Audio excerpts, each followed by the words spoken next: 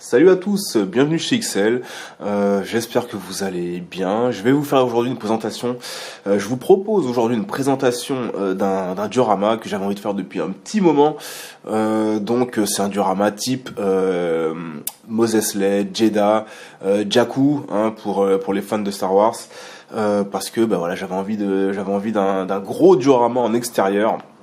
Parce que j'en avais un petit peu marre de faire des photos à l'intérieur d'un couloir ou dans la forêt ou à la montagne ou juste dans le désert. Donc voilà, je m'y suis mis et puis voilà, j'ai terminé ça il y a 2-3 jours maintenant. Donc c'est plutôt cool. Il est pas fini encore, donc on va regarder ça plus en détail. Il est pas fini, mais voilà, j'en suis on va dire un petit peu content, quoi. Ouais, c'est plutôt sympa. En tout cas c'est plutôt sympa à faire. Les figurines prennent une autre vie, en tout cas, ça c'est sûr. Donc c'est parti. Allez. Alors, comment est-ce qu'on fait cette texture? Écoutez, c'est simple. Tout simplement. Alors déjà, premièrement, après avoir collé les deux plaques de poly. Donc il y avait effectivement les jointures. Vous voyez, comme on peut le voir sur les côtés. Bon, sur les côtés, j'ai pas pris la peine de le faire parce que on les voit pas en photo.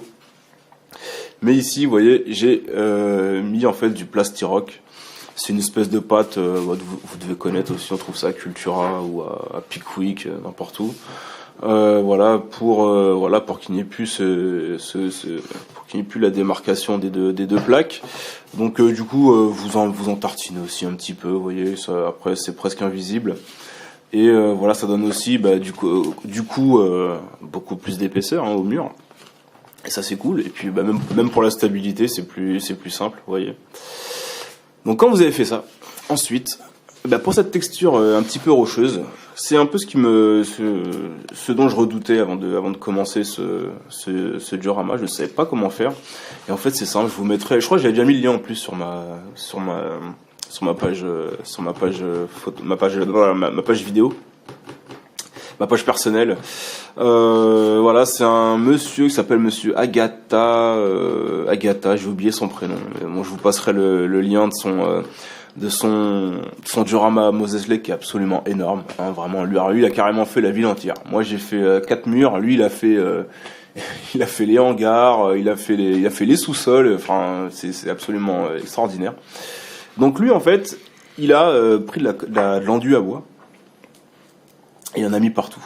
Il a tartiné, tout simplement. Et juste avant, en fait, que ça sèche, vous prenez une éponge et vous faites juste ce mouvement très simple. Hop, vous décollez, coller, décoller. Ce qui fait que ça va vous donner des petits pics, d'accord, avec le mouvement de l'éponge.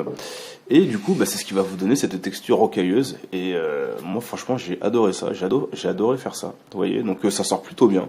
Et ça sèche très vite. Alors moi, je laisse toujours un jour, hein, par sécurité.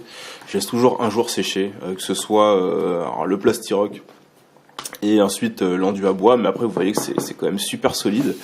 Faut vraiment gratter avec les ongles pour que ça parte. Donc ça, c'est cool. Au niveau de la taille, on a quelque chose quand même d'assez grand quand même. Donc là, on est sur du 30, je dirais au moins 37 cm. Je crois que c'est ça. Je crois que c'était ça, c'est du 37 cm. Et en hauteur, qu'est-ce qu'on a? On a du 30 cm, 29, ouais 30 cm. Et là, 30, 40, ouais, on a quasiment du 45 aussi. 45, ouais, c'est plutôt 45 cm. Hop là, sur 30. Donc c'est plutôt sympa. Je vais vous montrer un petit peu. Alors par rapport à un Jawa, vous voyez, il est vraiment tout petit. Un personnage en moyen. Vous voyez, c'est pas mal aussi. Là, j'ai fait une entrée un peu plus petite. Et un personnage un peu plus grand. Vous voyez, Chewie. Donc là, ça passe vraiment bien. Alors au niveau du deuxième mur, ça c'est un mur plein, voilà, c'est un mur que je voulais aussi, qui vient seconder le mur, la passerelle en fait, le mur avec les ouvertures. Alors pourquoi? Tout simplement parce que si vous avez un mur comme ça, il vous faut obligatoirement un autre mur derrière qui n'ait pas de comment dire de point de distance, car voilà, il vous faut quelque chose pour terminer, hein, pour qu'on comprenne bien qu'il y ait une fin au décor. Ou parce qu'en photo, effectivement, si vous mettez juste ça, Si vous mettez juste ça, vous allez voir derrière, et bon courage après pour tout remplir. Donc voilà, donc ce mur-là est un peu plus grand, donc du coup il est fait exprès. Vous voyez, quand je vais zoomer, c'est fait exprès pour qu'on ait cette voilà, cette illusion d'une petite voilà, une petite allée fermée. Donc voilà. Alors c'est un mur un peu plus grand. Également, alors je l'utilise aussi, on peut l'utiliser aussi pour, je sais pas moi, pour une allée principale aussi, pourquoi pas. Alors je lui ai mis 2-3 petits trucs, voilà. Donc après c'est toujours bien d'agrémenter de. Alors en plus je l'ai pas fini celui-là. C'est toujours bien d'agrémenter de petits, voilà, de petits trucs un petit peu science-fiction. Hein, ouais, des tuyaux qui sortent. Vous pouvez y mettre des, je sais pas, des fils qui pendent. Alors moi j'ai mis une petite console ici. Alors techniquement c'est vrai que si on regarde avec la logique, ça sert à rien parce qu'il y a rien, ça commande rien du tout. Mais bon, voilà, c'est le genre de petit truc plutôt cool. Alors ça j'ai pris je sais plus, du carton. Non, je sais plus ce que j'ai pris pour faire ça. Là, c'est une petite. Ah si, voilà, c'est une petite plaque en PVC. Voilà, que j'ai coupé, taillé. Et voilà. Et les boutons, vous pouvez vous en servir. Ce sont des petits, vous savez, des petits bijoux là, autocollants, les petits diamants autocollants là. Et ben voilà, vous en servez pour faire plein de boutons. Je l'utilise aussi pour l'autre console, sur l'autre mur qu'on va voir tout à l'heure. Donc ça c'est cool. Alors je l'ai pas fini non plus ce mur là, j'aimerais bien le faire un peu plus sale. Mais pareil, j'ai utilisé la même technique, vous voyez, la même technique, et puis voilà, ça sort super bien. J'ai mis un petit tag, un Kinder à celui qui va traduire ce qu'il y a marqué là. Easter egg. Alors, qu'est-ce que c'est que ça aussi? Ça, c'est la troisième partie, en fait, et c'est un point de distance. Donc, j'en ai fait qu'un pour l'instant. Alors, c'est une bête arche, hein, ou ça peut être utilisé comme un passage, hein, en fait, tout simplement. Et un mur va venir le connecter, tout simplement. Vous voyez, comme ça. Mais en fait, ça va servir aussi à, se situer dans l'espace, et aussi pour la photo.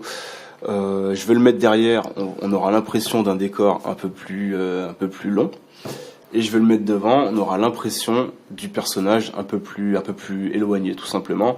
Et c'est super important. Et puis également aussi j'ai fait une partie supérieure assez large pour justement quand on prend une photo carrément bouché, hein, le bouché qu'on ne voit pas un bout de mur ou quelque chose qui défonce l'illusion. Alors nous y revoici. Comme je vous l'ai dit, voilà, donc c'est super important l'arche. Et je vais vous montrer comment. Alors, on va mettre un petit Jawa ici, et tout simplement, vous pouvez le mettre ici par exemple. Vous voyez, en plus, si vous sert à connecter les deux murs, vous voyez, pour avoir l'illusion de la ruelle un petit peu étroite, vous voyez. Vous pouvez le mettre ici, donc du coup le Jawa a l'air un petit peu plus loin, et surtout la rue derrière a l'air encore un petit peu plus loin. Surtout qu'en plus, si je rajoute un mur derrière, vous voyez, ça va rajouter encore un point de distance, et ça c'est cool. Vous pouvez le mettre juste devant, et devant sera encore mieux. Hop là. Alors du coup, devant, ça va vous boucher toute la vue, mais vous voyez le délire aussi. Ça c'est cool. Vous allez pouvoir zoomer et donner cette impression, d'une ruelle très étroite. Et pareil, vous pouvez, si vous avez de la place, vous pouvez faire continuer le mur tout au bout et avoir encore cette impression de distance. Je vais vous mettre des photos également de cette impression de distance que je trouve super importante quand on fait un diorama, pour qu'il n'y ait pas cette impression que tout soit trop reclus, trop près du personnage. Donc voilà, en général, moi j'ai horreur de cet effet-là, parce que ça donne toujours, ça rend effectivement moins bien. Et vous pouvez mettre également tout au bout. Hop là, et vous avez pareil vous avez également votre petite illusion en mettant ça également devant, vous voyez. Et enfin, on a également, j'ai fait un mur avec une entrée de cantina, tout simplement. Tout simplement ici, alors ça par contre c'est un petit peu plus long, pour donner cet effet de profondeur. Alors moi j'ai mis du carton, vous voyez, donc regardez à l'arrière comment c'est. J'ai mis du carton, ce qui fait que je l'ai collé ici, tout simplement. Ça fait, c'est pas très large. Vous fait un petit, 7 cm.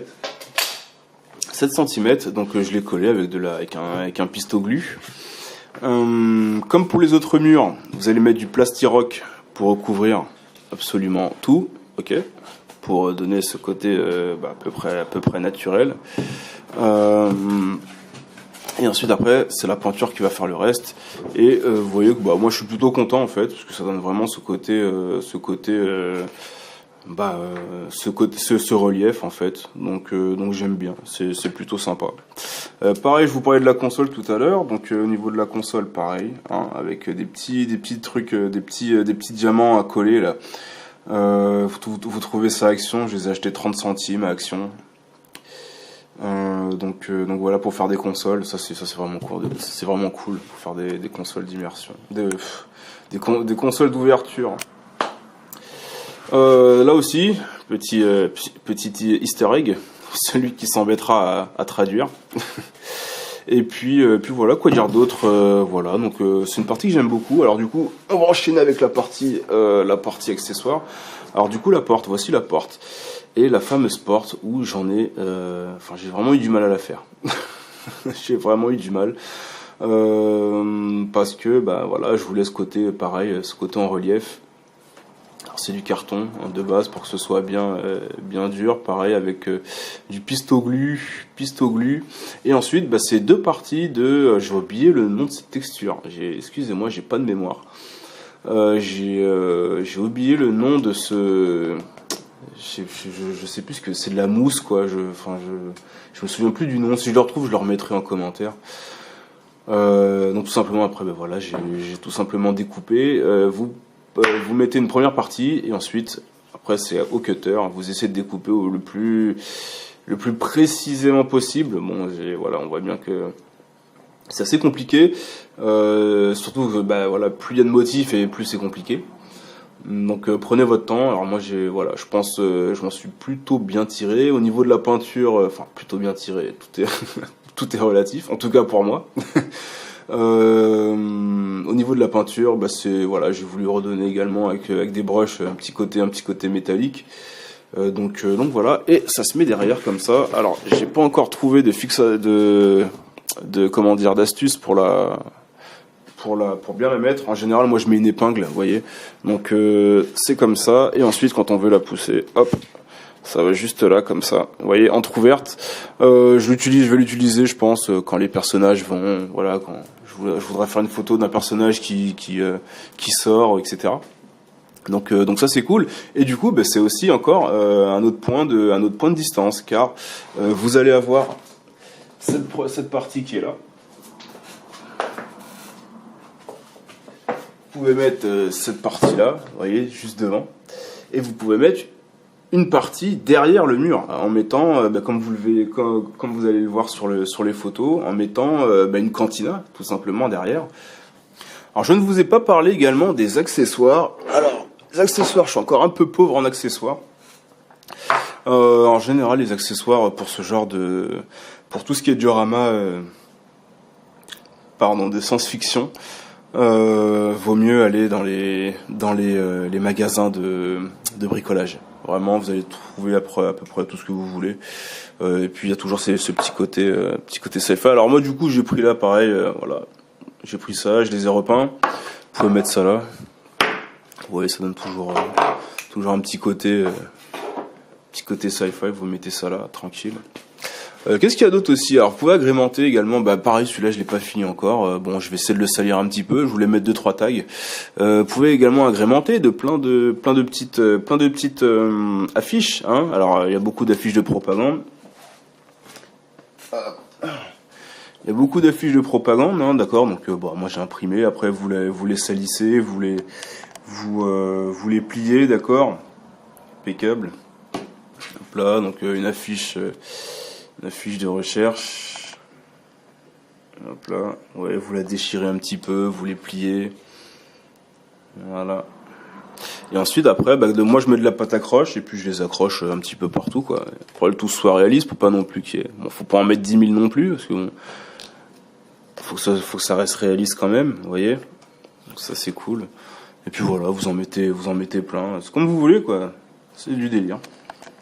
Alors pour ce mur-là, les accessoires, moi je voulais une sorte de place de marché, vous savez, avec une vente de droïdes, avec tous les Jawa qui seront là, et ensuite avec leur stand quoi. Donc du coup j'ai pris deux pinceaux tout simplement. Donc ça c'est pour maintenir, vous voyez, hop juste là. Et j'ai pris de la feutrine. Vous voyez, je lui ai mis un fil de fer, tout simplement. Vous voyez, donc c'est articulé. Vous pouvez mettre comme vous voulez. Vous voyez, donc j'ai pris une bonne taille et ça va venir ici, tout simplement. Alors moi, je vous montre comment je le fais. Je le fais avec des épingles. Hop là. Vous mettez la première. On va dire, j'avais déjà fait un trou. Je sais plus où il était. On va le mettre là. Ouais, je crois. Ouais, voilà, c'était là. Le deuxième, là.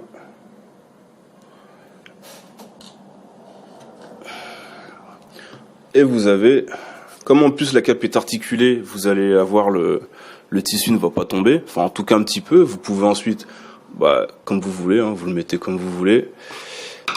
Et ensuite, avec ça, vous mettez juste un petit support. Et en photo, ça passe très bien. Alors du coup, je l'ai pas encore fini, hein, ça c'est sûr. Ça fait un petit peu bricolage. Mais voilà, c'est le début de l'établi. C'est le début du stand pour les Jawa. Et donc voilà, j'ai trouvé ça cool. Ici, je pense que je vais mettre une caisse en bois, vous voyez, avec plein de matos à vendre. Vous pouvez mettre aussi, qu'est-ce qu'on peut mettre, voilà, plein de droïdes, voilà. Donc, je pense que je vais faire un deuxième mur comme celui-là, pour que ce soit un peu plus long. Et il va me falloir 2-3 Jawa en plus, ça c'est sûr. Et puis voilà.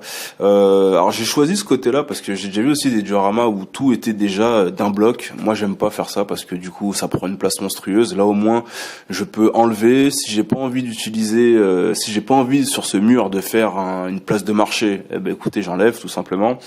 Donc ça peut me servir pour autre chose quoi.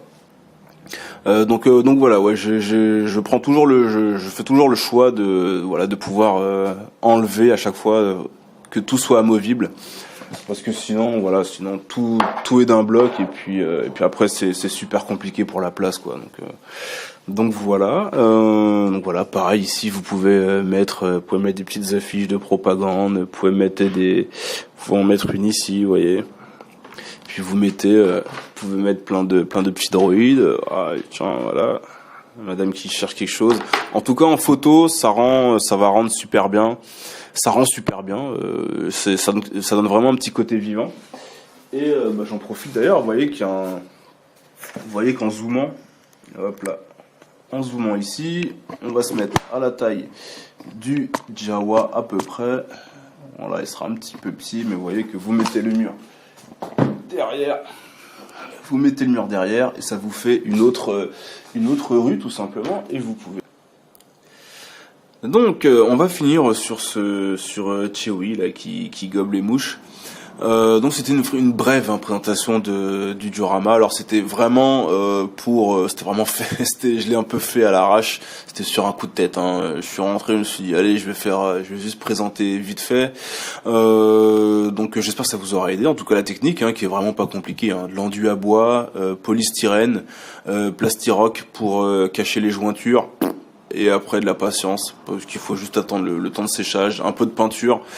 Ouais, en plus je vous ai même pas parlé de la peinture, mais bon c'est couleur type Tatooine quoi, donc couleur taupe. Vous faites un mélange beige avec un peu de jaune. Après vous salissez avec de la je sais pas, du marron, enfin voilà, ce genre de couleur. Bref, donc du coup voilà. Alors moi j'ai plein d'idées encore pour ce diorama. Ouais, des coursives, des tunnels, 2-3 murs en plus avec des habitations, même une maison type Tatooine, vous savez, la maison carrée là, avec les tuyaux sur les côtés, la boule au-dessus. Voilà, en plus petite échelle pour que pour que je puisse la placer de loin. Donc c'est cool à faire. Après ouais, c'est toujours question de place quoi. C'est vrai que ça prend quand même pas mal de place. Bon, j'ai de la chance d'avoir un peu de place, d'avoir un petit peu un gros placard, un gros placard. Tant que ça rentre, je mets. Tant que ça rentre, je mets.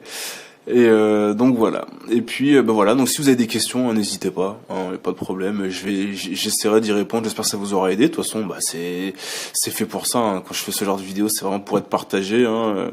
Donc voilà. Allez, je vous dis à ciao. Et puis voilà pour de nouvelles vidéos. J'espère. À ciao.